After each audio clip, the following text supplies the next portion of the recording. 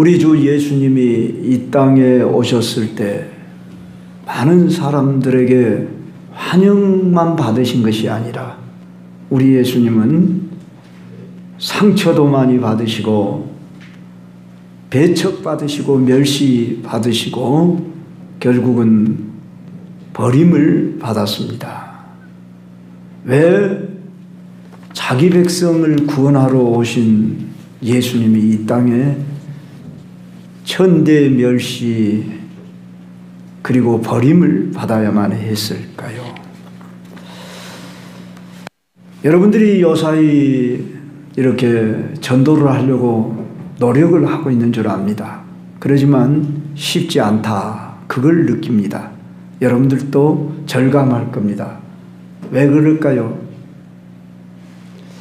그만큼 사람들의 마음이 강팍해졌구나, 완악해졌구나. 우리 편에서는 그렇게 볼 수 있지요. 그런데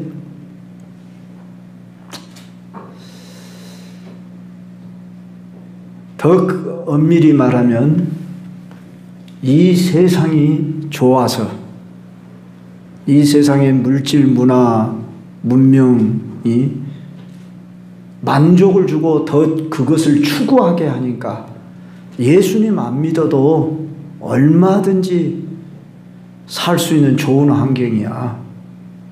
그리고 예수님 믿는 사람들과 우리와 비교해 봤을 때 우리들이 뭐 더 충분히 잘 나가는데 자식도 잘 되고 사업도 잘 되고 농사도 잘 되고 건강하고 뭐 부족함이 없는데 뭐 구태여 꼭 예수님을 믿어야 할 필요가 있어?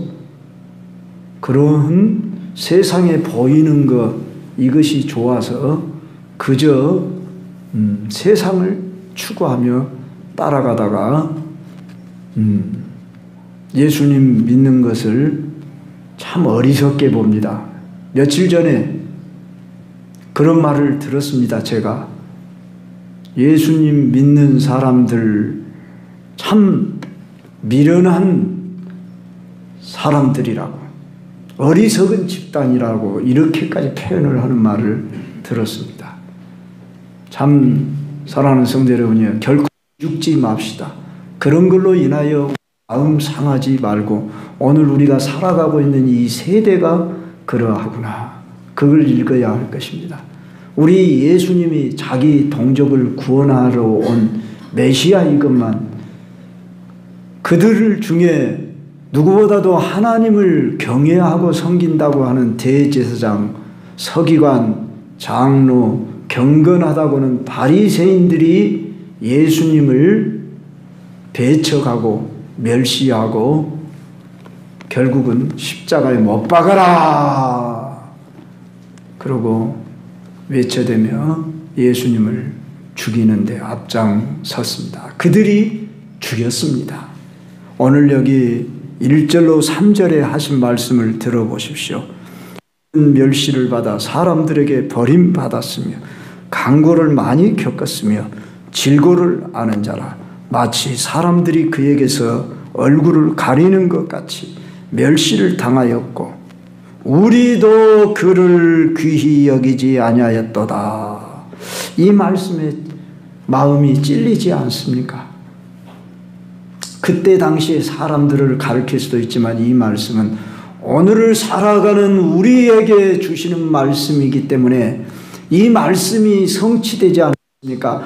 예수님 오시기 600년 전에 예언한 이 말씀대로 예수님이 이 땅에 오셔서 멸시를 당하였고 그때 당시에 사람들에게 배척받았고 죽임 당하였던 것입니다. 이 예언이 성취되어졌듯이 오늘을 살아가는 이 시대의 사람들의 마음에 불신앙이 가득합니다. 물론 왜 불신앙이 가득할까요? 사단이 그 마음을 가리워 버렸기 때문에 그럽니다. 그렇기 때문에 우리는 그들을 불쌍히 여기고 긍휼히 여겨야 할 것입니다.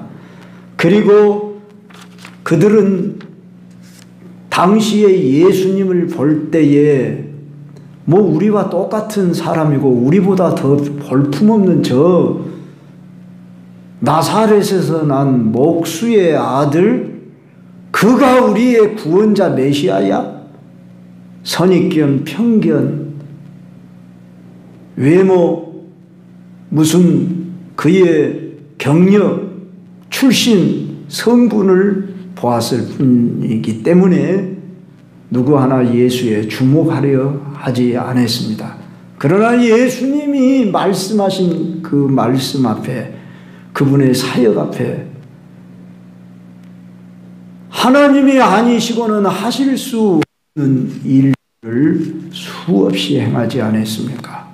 기적을 꼭 행했다서만이 아니라 그분의 말씀은 세상에서 전혀 들을 수 없는 놀라운 생명의 말씀, 지혜의 말씀, 능력의 말씀, 영혼을 살리고 육체를 치유하고 마음의 상함을 고치는, 오늘 이 시대를 살아가는 많은 사람들이 무엇인가 붙잡혀 끌려가는 이러한 시대 속에 살아갑니다. 아무리 물질 문명이 풍부해도 여전히 정신적 질병은 더욱 늘어나고 육체적인 병도 끊이지 않는 것을 보게 되고, 결국 죽음 앞에 이겨낼 장사가 없는 이런 인간인 것은 바로 인생들이 죄, 악이 그들을 끌고 가며, 즉 죄를 가져다 주는 어둠 사단의 영이 그들을 심판의 멸망의 길로 끌고 가고 있기 때문에 그런 줄을 모르는 그들을, 우리도 예수님을 몰랐다라면 그 사실을 몰랐을 텐데 우리에게는 깨닫는 은혜 주시고 이제 우리는 죄의 자유를 얻게 하시고 참 우리에게는 소망을 갖게 하시고 확신 중에 살 수 있는 이러한 삶을 살게 된 것이 얼마나 감사한지요.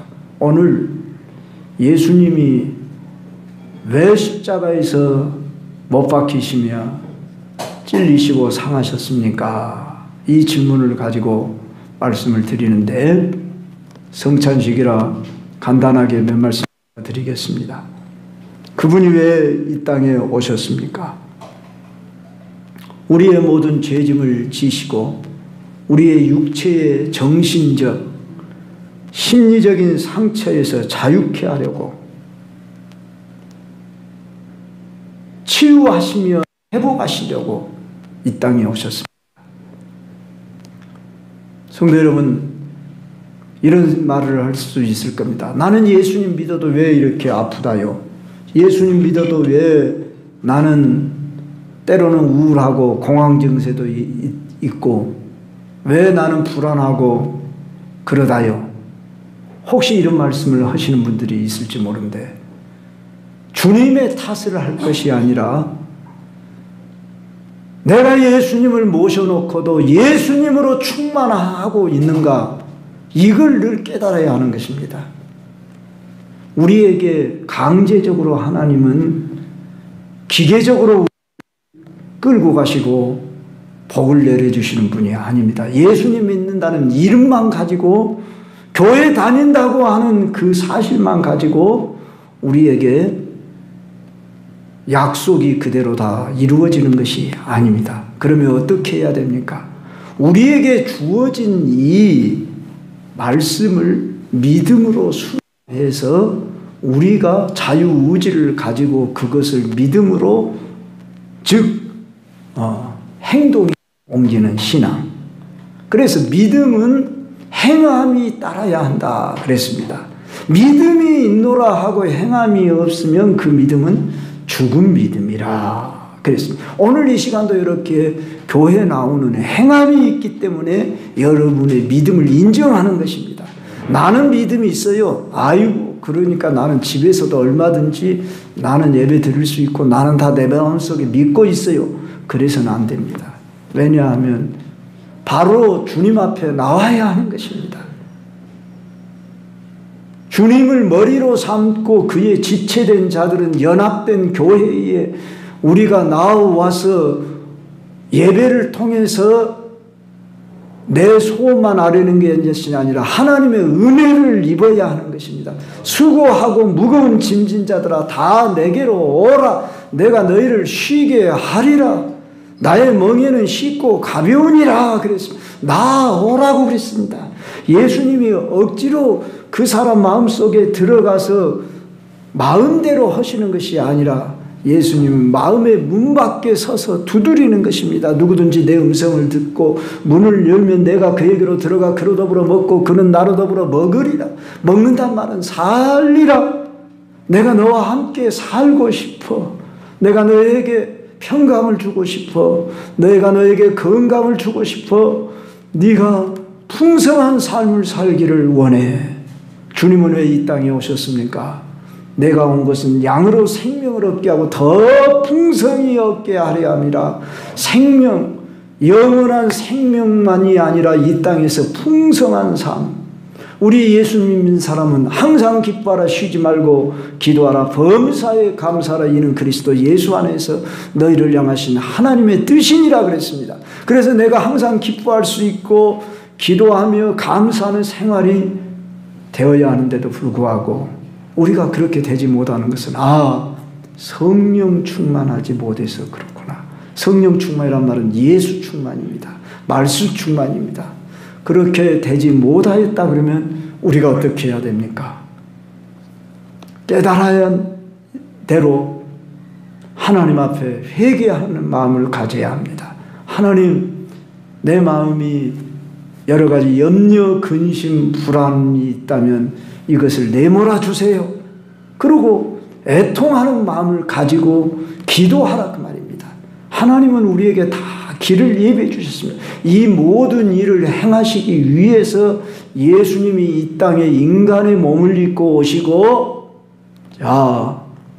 십자가에 자신을 몸을 내어주셨습니다.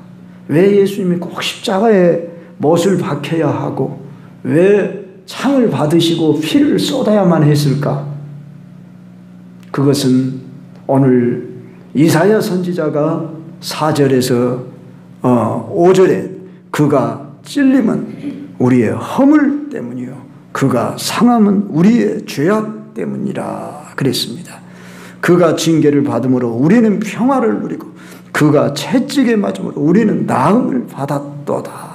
다 나의 죄와 허물 때문인데 나를 낫게 하시려고, 자유케 하시려고 왜 그렇게 하셔야만 했을까요? 하나님은 공의로우신 하나님이기 때문에. 하나님은 죄를 미워하십니다. 반역을 싫어하십니다. 하나님은 순종을 원하십니다. 믿기를 원하십니다. 그런데 우리는 근본적으로, 그리고 우리가 나이가 먹어가면 먹어갈수록 더 마음이 어두워집니다. 전도를 해보면 이제 연세 드신 분들은 마음이 다 굳어져 가지고 여간에서는 열들 않습니다. 마음을. 물론 꼭 연세가 많이 드셨다고 해서 그런 건 아니지만 그만큼 인생을 살아오는 동안에 때가 많이 묻었다 그 말입니다. 그만큼 어둠의 영이 나를 지배해버렸다 그 말입니다. 그리고 나의 경험, 지식이 그만큼 자리 잡고 있다 그 말입니다. 특히 70이 넘어선 사람은 이런 말들을 합니다. 내 인생이 이제 70이 넘었는데 이제 뭘, 또 80이 넘으신 분들은 뭘 이제 내가 뭔 이제 믿겠냐고 그러면서 거절하고 거부합니다. 아닙니다. 더 시급합니다. 연세 드셨기 때문에 이제 더 주께로 빨리 나오셔야 하는 것인데 그걸 알지 못하는 것입니다. 하나님은 부르심에 순서가 없습니다. 먼저 된 자가 나중될 수도 있고 나중된 자가 먼저 될 수도 있다고 하지 않았습니까? 우리들의 시간, 인생을 살아온 이 시간, 나이라고 하는 것은 숫자에 불과한 것이고 우리들이 하나님 앞에 나오기 전에 하나님은 그 많은 세월 동안 우리들을 놓고 하면서 부르셨어요. 부르셨는데 깨닫지 못하고 알지 못하도록 어둠의 영이 우리의 마음을 다 가리워 버렸던 것입니다. 그래서 어렸을 때 예수님을 믿으면 더 큰 축복입니다. 그래서 우리들이 나는 부모 밑에서 이렇게 믿는 부모 밑에 태어났습니다. 그것이 복 중에 복입니다.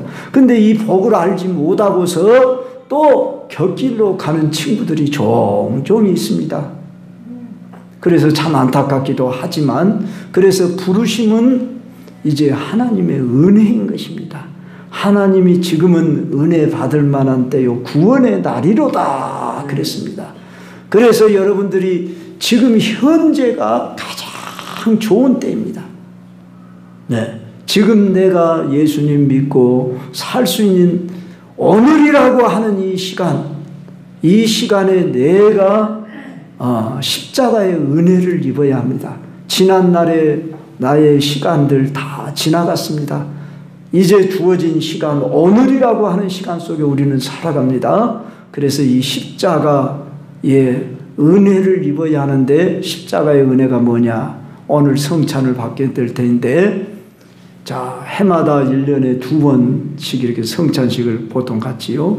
그저 무의식적으로 받지 마시고, 이 떡을 받을 때에 이 떡이 주님이 나를 위하여 찢기신 살이라. 내가 이 떡을 받을 만한 자격이 있는 사람인가? 이 잔은 너를 위하여 흘리는 나의 피니라 할 때, 왜 주님이 나를 위해 피는 생명을 가리킵니다. 피를 쏟으셔야만 했는가? 나의 죄와 허물을 다 사시고, 오늘 여기 분명히 말씀한 대로 그가 징계를 받음으로 우리는 평화를 누리고 그가 채찍에 맞음으로 우리는 나음을 받았도다. 이러한 은혜를 입히시려고 예수님은 이 땅에 목자로 오셨습니다. 그런데 우리는 다 양 같아서 그릇 행하여 각기 제 길로 갔다 그랬습니다. 우리들이 생각할 때 양들이 아주 순박하고 참 잘 따르는 것 같지요. 그러나 양은 그리 멀리를 보지 못한답니다. 그래서 또 양은 은근히 고집도 있답니다. 그래가지고 멀리 보지 못하고 가까이 있는 풀밖에 못 봐요. 그래서 목자가 인도를 하는 대로 따라가야 하는데, 우선 여기 있는 풀이 좋다고 거기에 있는 풀만 먹다가 다른 동료들이 떠나본 줄 모르고 이렇게 돌아보니까 이미 떠나버렸습니다. 그래서 100마리 양 중에 1마리 양을 잃을 수가 있다 그 말입니다. 그러나 목자는 그 잃어버린 양을 찾기 위해서 99마리를 놔두고 그 양을 찾도록 찾지 않겠느냐. 찾아서 기뻐서 어깨에 메고 돌아와 잔치를 벌였다다 하는 것이 우리 하나님의 마음 심정입니다. 오늘도 내가 잃어버린 양 되지 말고 정말 주님의 품 안에 있는 양 된 것을 감사하고, 내 평생 잃어버린 양으로 살지 않기 위해서 여러분들이 주님의 품 안에서 사시길 바랍니다. 우리는 그런데 천성적으로 다 양 같아서 그릇 행했다고 그랬어요. 그만큼 그릇 행하기가 쉽다고 말입니다. 그런 내 속성 자아가 있다는 것을 철저히 깨닫고 주는 나는 할 수가 없습니다. 주님, 나 같은 어리석은 양, 연약한 양에게 주님의 살과 피를 쏟아 먹게 마시게 해주시다니요. 감사합니다. 이렇게 받으시고, 그러면 우리가 그것을 받을 때 그 감사합니다와 함께 책임이 주어지는데, 우리는 서로 사랑해라 하는 이 책임을 받았습니다. 그래서 우리 교회 안에 있는 양들을 서로 사랑하고, 가족은 물론이고요, 교우들은 물론이고, 이제 우리들이 저 밖에 있는 잃어버린 양들, 주님은 오늘 또 우리에게도 관심이 있지만 저 잃어버린 양에게 지대한 관심을 갖고 있습니다. 우리도 바로 고린도전서 11장 항상 이제 성찬식 때마다 이 말씀을 읽어드린거니와 너희가 이 떡을 먹으며 이 잔을 마실 때마다 주의 죽으심을 그가 오실 때까지 전하는 것이니라 하는 이 말씀 기억하시고 꼭 책임이 있다. 나는 이 떡을 먹고 이 잔을 마셨으므로 주의 죽으심 오실 때까지 전하리라. 이런 다짐을 하시는 우리 교우들이 되시길 주의 이름으로 축원합니다.